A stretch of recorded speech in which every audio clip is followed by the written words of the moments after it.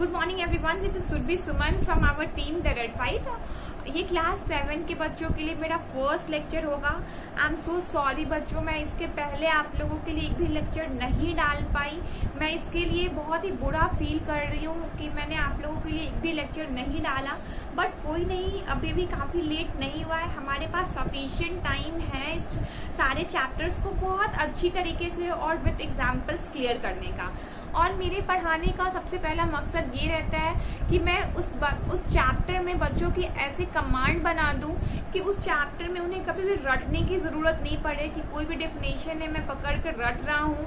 रटने से क्या होगा, इन मोमेंट पे वो आपको धोखा दे देगा। आप एग्जामिनेशन हॉल में बैठोगे और आप उस डेफिनेशन अगर आ गया तो आप उसको रिकॉल करते करते थक जाओगे, बट वो आपको नहीं याद आने वाला, ये मैं गारंटी देती हूँ आपको, ठीक है ना। तो किसी भी चीज को अब याद नहीं आ रहा है तो क्या करें, अगर उस टाइम पे अगर आप उसके एग्जाम्पल्स को याद कर लोगे, या कोई भी टीचर जो है आपको पढ़ाया या मैं ही आपको पढ़ाई तो मैम ने कौन सा एग्जाम्पल दिया था और किस एग्जाम्पल से समझाया है, तो अगर मान लो कि वो 5 मार्क्स के क्वेश्चंस हैं तो आप एग्जाम्पल की हेल्प से अपने से बना के भी लिखोगे तो 3 मार्क्स तो टीचर देंगे। तो 5 जहाँ पे आपको 0 मार्क्स मिल रहे थे वहां पे आपको 3 मार्क्स मिल रहे, वो तो बेटर है ना 0 मार्क्स से।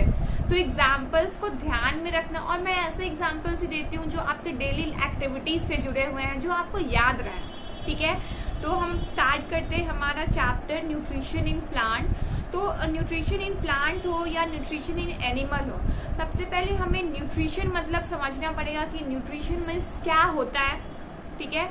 तो न्यूट्रिशन मीन्स समझो बहुत अच्छी तरीके से। देखो, जब भी कोई फूड खाते हो, कोई भी ऑर्गेनिज्म है जब भी कोई भी फूड खाता है और उस फूड से वो जो एनर्जी को यूटिलाइज करता है, दैट्स द न्यूट्रिशन, ठीक है ना, वही कहलाता है न्यूट्रिशन।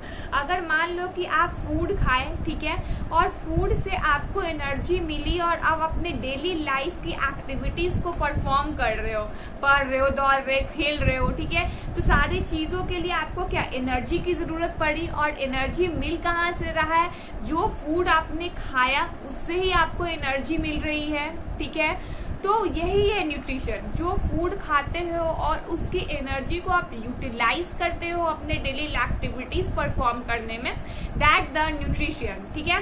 और जो फूड कंपोनेंट होते हैं, जैसे फूड कंपोनेंट में उस फूड में क्या क्या प्रेजेंट है, प्रोटीन प्रेजेंट है, फैट प्रेजेंट है, कार्बोहाइड्रेट प्रेजेंट है, लिपिड प्रेजेंट है, एक्सेट्रा एक्सेट्रा, बहुत सारे चीज प्रेजेंट है।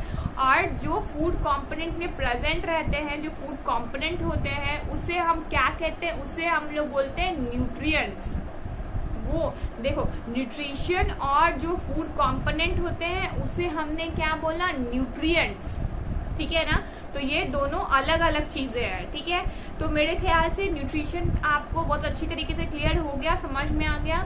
मैंने आपको बहुत अच्छी तरीके से ये डिफिनेशन आपको याद करवाने की भी कोशिश की है कि आपको ये दिमाग में पूरी तरीके से आ जाए। अगर आप भूल भी जाते हो तो आप खुद से अपने लैंग्वेज में बना के भी लिख लो, ठीक है एवरीवन। अब हम थोड़ा सा आगे बढ़ते हैं। तो मोड ऑफ न्यूट्रिशन क्या होता है? There are 2 mode of nutrition. The first is autotrophic and the second is heterotrophic. दो मोड ऑफ न्यूट्रिशन होते हैं, एक होता है ऑटोट्रॉफिक और एक होता है हेट्रोट्रॉफिक। अब समझो ऑटोट्रॉफिक और हेट्रोट्रॉफिक होता क्या है। देखो, पहले हम ऑटोट्रॉफिक को बहुत अच्छी तरीके से समझ लेते हैं, फिर हम हेट्रोट्रॉफिक को समझेंगे, ठीक है।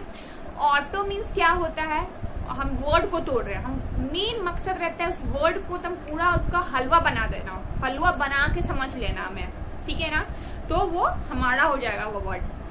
तो ऑटोट्रॉफिक मिलके किससे बना हुआ है, ऑटो से और ट्रॉफिक से, ठीक है। तो ऑटो मीन्स होता है सेल्फ, खुद, और ट्रॉफिक होता है नरिशमेंट।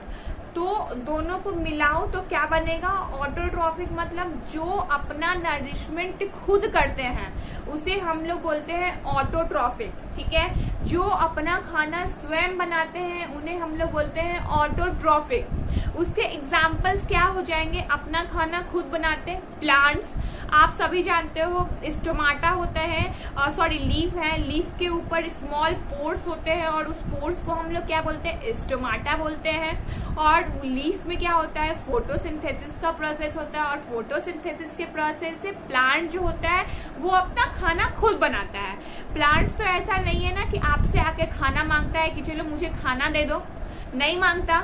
प्लांट अपना खाना खुद बना लेता है। तो जो अपना खाना स्वयं बनाते हैं, दूसरों पर निर्भर नहीं रहते अपने खाने के लिए, उसे हम लोग बोलते हैं ऑटोट्रॉफिक मोड ऑफ न्यूट्रिशन। ठीक है, तो अब जल्दी जल्दी सोचो सारे लोग, ह्यूमंस क्या हो गए? वो ऑटोट्रॉफ है या हेट्रोट्रॉफ? मैं हेट्रोट्रॉफ बता देती हूँ, उसके बाद मैं आपसे ये क्वेश्चन पूछूंगी। हेट्रोट्रॉफ मीन्स क्या होता है? हेट्रोट्रॉफ्स मतलब ये समझो कि जो अपने नरिशमेंट के लिए दूसरे पे डिपेंडेंट रहे, उसे हम लोग बोलते हैं हेट्रोट्रॉफिक मोड ऑफ न्यूट्रिशन। मतलब जो अपना खाना स्वयं नहीं बना सकते, they are heterotrophic mode of nutrition. तो अब जल्दी जल्दी सारे बच्चों सोचो, हेट्रोट्रॉफिक में जो ह्यूमंस होंगे वो ऑटोट्रॉफ्स में आएंगे या हेट्रोट्रॉफ्स में आएंगे? बहुत लोग सोच रहे होंगे वो ऑटोट्रॉफ्स में आएंगे, बिकॉज ह्यूमंस भी जो होते हैं वो अपना खाना खुद बनाते हैं किचन में जाके।